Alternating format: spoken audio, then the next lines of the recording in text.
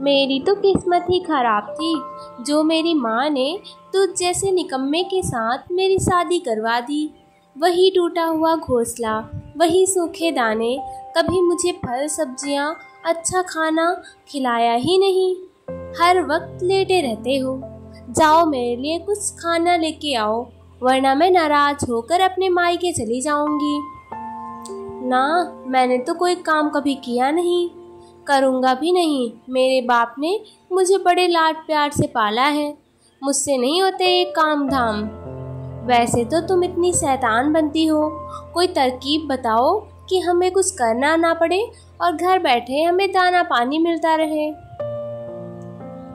हाँ, उस वाले जंगल में मिट्ठू डॉक्टर है, वह पक्षियों को दवा देता है और उसके बदले पक्षी दाना और अनाज देते हैं। मगर कालू, तुम कौन सा डॉक्टर हो, यह बात तुम्हें और मुझे पता है, बाकी पक्षियों को तो नहीं।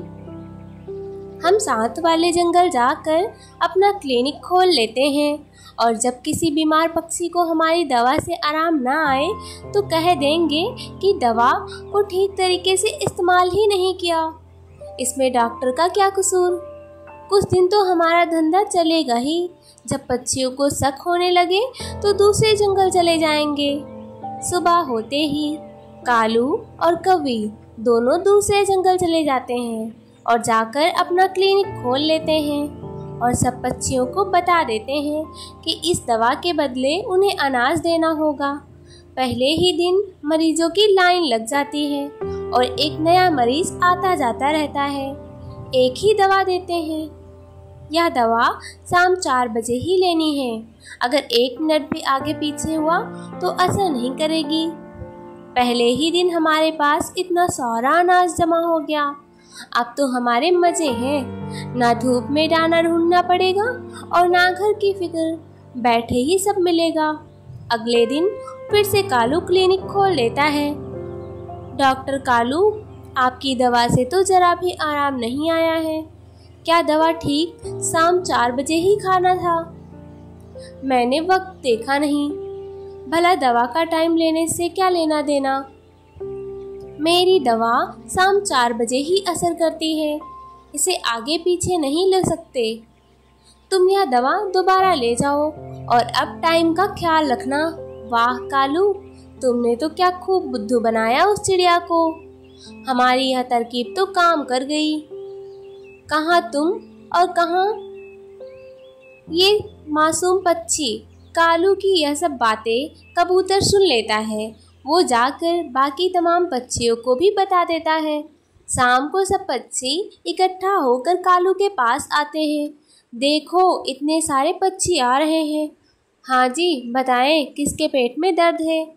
पेट में दर्द तो तुम्हारे होने वाला है कालू। बच्चे, हमें पता चल गया है कि तुम्हें कोई MBBS के डॉक्टर नहीं हो।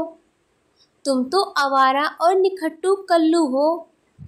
और फिर कालू कौवे की खूब धुलाई करते हैं और आखिरकार इन दोनों को वो जंगल छोड़कर जाना पड़ता है। आसमान में गहरे बादल छाए हुए थे और गर्मी के सताए हुए सभी परिंदे आसमान की तरफ देखकर बेसब्री से बारिश का इंतजार कर रहे थे। फिर जोर से बादल गरजते हैं और देखते ही देखते बारिश शुरू हो जाती है। गुड़िया कुकू, बच्चों घर के अंदर आ जाओ, बारिश बहुत तेज है। नहीं मम्मा प्लीज़, मैं तो कई दिनों से बारिश का इंतज़ार कर रहा था, मुझे अभी बारिश में नहाना है। मम्मा बहुत गर्मी है, आप हमें नहाने दो, हमें बहुत मज़ा आ रहा है। मैं तो घर जा रही हूँ, ऐसी तेज़ बारिश में नहाने से बुखार भी हो जाता है। मम्मा आप जाएं, कुछ नहीं होगा, आप भी तो मेरे साथ हैं, आप भी आओ। हम नदी पर चलते हैं, वहाँ बाकी दोस्त भी आए होंगे, वहाँ बारिश देखने का ज़्यादा मज़ा आएगा। गुड़िया और कुकू दोनों नदी की तरफ चले जाते हैं। वहाँ बहुत सी तितलियाँ और दूसरे पक्षी भी बारिश का मज़ा ले रहे थे। गुड़िया और कुकू वहाँ खूब खेलते हैं और फिर थक हार कर घर आ जाते हैं। मम्मा मम्मा मेरे ऊपर कोई कंबल दे दो, मुझे सर्दी लगी है और मेरे पंख भी दुख रहे हैं। कुकू बेटा, आपको समझाया था, अब देखो आपको कितना तेज़ बुखार हो रहा है और आज तो चील डॉक्टर भी घर पर नहीं है। मम्मा चिड़िया रोने लगती है।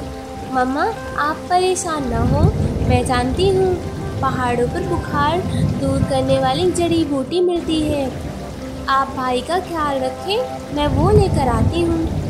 नहीं गुड़िया बेटी, रात हो रही है और बारिश भी बहुत तेज़ है। ऐसे मौसम में आपका अकेले पहाड़ों पर जाना अच्छा नहीं होगा। आप भाई का ख्याल रखो, मैं लेकर आती हूँ। फिर मम्मा चिड़िया तेज़ बारिश में उड़ती है। वह पहाड़ों पर जाती है। वो देखो भैया, शिकार खुद चलकर हमारे पास आ रहा है। लगता है कोई पागल पक्षी है जो इस रात में अंधेरे में तेज़ बारिश का अपनी जान देने आ रहा है। तुम उसे थोड़ा और नज़दीक आने दो, फिर हम उसे हमला करेंगे और सुबह चिड़िया का शोरबा बनाकर पिएंगे। जैसे ही चिड़िया पास आती है, उल्लू पीछे से हमला कर देता है और चिड़िया को पकड़कर पेड़ से बांध देता है। रात गुजर जा रही थी। कुकू और गुड़िया घर में अपनी माँ का इंतज़ार कर रहे थे। कुकू भैया, मम्मा अभी तक नहीं आई। हम कालू अंकल के पास जाते हैं, वो हमारी मम्मा को ढूंढ कर लाएंगे। गुड़िया, तुम इतनी सुबह सुबह यहाँ क्या कर रही हो? चिंकी आंटी, कुकू को रात में बुखार आ गया था और मम्मा पहाड़ से जड़ी बूटी लेने गई थी और अभी तक नहीं आई। रानू चिड़िया को अंधेरों में पहाड़ की तरफ नहीं जाना चाहिए था, वहाँ बहुत खतरा होता है। चिंकी, तुम यहाँ बुखार की दवा लेकर गुड़िया के साथ जाओ और मैं रानू को ढूंढ कर लाता हूँ। फिर गुड़िया के साथ जाती है और कालू पहाड़ की तरफ जाता है। कालू दूर से ही देख लेता है कि चिड़िया को उल्लुओं ने बांध रखा था। उल्लू भैया, मुझे जाने दो, मेरा बेटा बीमार है, उसे दवा की ज़रूरत है, नहीं तो वो मर जाएगा। तो अब हम उल्लुओं को भी उल्लू बनाओगी। इतने में कालू कौआ पहाड़ से पत्थर फेंकता है। उल्लू डर के इधर उधर देखने लगता है और कालू चिड़िया को रस्सियों से आज़ाद करके अपने साथ ले जाता है। मम्मा, आप ठीक तो है ना? हम बहुत डर गए थे। कालू अंकल, आपका धन्यवाद, आपने हमारी बहुत मदद की है। गुड़िया बेटी, इंसान की ज़िंदगी में अगर अच्छे दोस्त हों तो वह किसी भी मुश्किल से बच सकता है।